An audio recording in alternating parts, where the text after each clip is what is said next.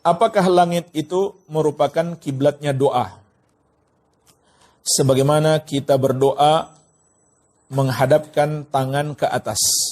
Jemaah sekalian, mengapa ada anggapan atau muncul ungkapan seperti ini, kiblat doa itu di langit? Itu karena mereka menolak Allah di atas langit, di atas arsy.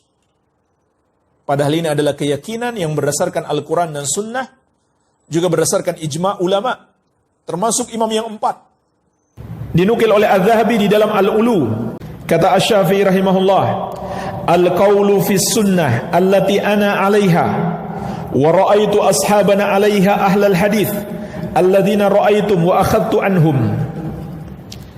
Pendapat yang sesuai sunnah yang aku ikuti dan aku pun melihat sahabat-sahabatku ahli hadis yang pernah aku temui dan aku belajar dari mereka.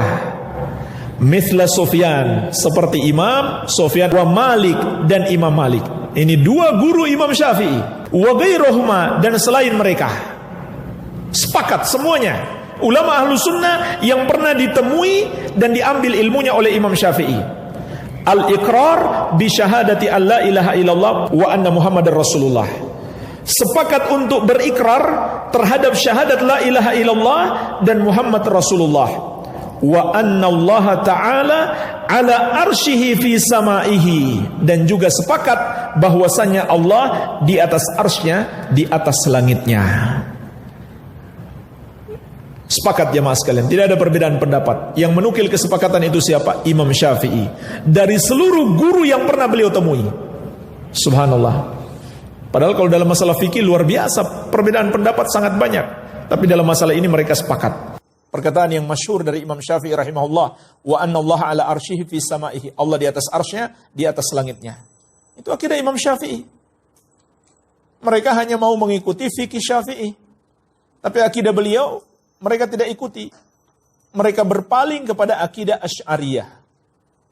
Akidahnya Asy'ari. Siapa Asy'ari dibanding Asy-Syafi'i? Ikutilah akidah Syafi'i, akidah Ahlus Sunnah wal Jamaah, akidah Nabi SAW dan para sahabat. Itu pun akidah Asy'ari yang lama. Beliau sudah rujuk dari akidah tersebut. Jadi ungkapan ini muncul karena mereka menolak Allah di atas langit, di atas arsy. Ketika kita berdoa, tangan kita menghadap ke atas, hati kita juga menghadap ke atas. Itu bukan karena Allah berada di atas, tapi kata mereka, karena itulah kiblat doa. Maka jemaah sekalian, kita katakan ini ucapan yang tidak ada dalilnya sama sekali.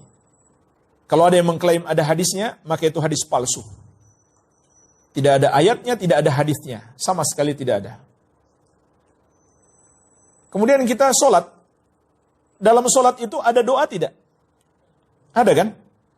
Terus kita sholat, kiblatnya kemana? Sepakat seluruh ulama, orang sholat kiblatnya ke Ka'bah. Dan dalam sholat kita berdoa juga. Jadi nggak ada bedanya. Kiblat sholat, kiblat berdoa, begitu pula kiblat mayit ketika dimasukkan dalam kubur. Begitu pula kiblat orang yang menyembelih, bagi ulama yang berpendapat harus menghadap kiblat, kiblatnya sama. Tidak ada satupun ulama dari kalangan sahabat yang mengatakan ada kiblat di langit, yaitu kiblat berdoa. Tidak ada. Tidak ada satupun hadis. Jadi ini pendapat yang baru, bid'ah, mengada-ada dalam agama, dan tujuan mereka untuk menolak fitrah manusia. Itu fitrah. Ketika manusia berdoa, langsung hatinya mengarah ke langit. Fitrah itu namanya. Juga menolak akal sehat yang menunjukkan Allah di langit. Juga menolak dalil yang sangat banyak. Kata Ibnu Qayyim rahimahullah, lebih dari 2000 dalil. Juga menolak kesepakatan ulama. Seperti kata Imam Syafi'i tadi, mengandung nukilan ijma' ulama. Sepakat seluruh ulama Ahlus Sunnah wal Jamaah mengimani Allah di atas arsy, di atas langit yang ketujuh, beristiwa di atas arsy. Tidak ada yang mengatakan Allah di mana-mana, atau Allah menyatu dengan makhluk, atau Allah tidak di mana-mana. Tidak ada yang berkata begitu. Tidak ada yang mengatakan Allah tidak di atas, tidak di bawah, tidak di kiri, tidak di kanan. Tidak ada. Tidak ada yang berkata begitu. Semuanya mengatakan ucapan yang sama. Allah di atas arsy, di atas langit yang ketujuh. Dan tentu Allah tidak membutuhkan arsy sedikit pun. Adapun yang di mana-mana itu adalah ilmu Allah dan kekuasaan Allah meliputi segala sesuatu. Walhamdulillah. Sebagai kesimpulan, kata Imam Ibnu Qudamah, wa ala hadza daraja salaf wa a'immatul khalaf radhiyallahu anhum. Dan inilah akidahnya salaf dan para imam generasi berikutnya. Semoga Allah meridhai mereka semuanya. Kulluhum muttafiquna, semuanya sepakat alal iqrar wal imrar, untuk mengakui dan membiarkan, mengakui semua sifat-sifat Allah dan membiarkannya tanpa menafsirkannya. Wal itsbat, serta menetapkannya lima warada minas sifat fi kitabillah wa sunnati rasulih, sesuai dengan apa yang terdapat dalam Al-Quran dan Sunnah, min ghairi ta'arrudin li ta'wilih, tidak lancang untuk mentakwilnya, tidak lancang untuk mentakwilnya.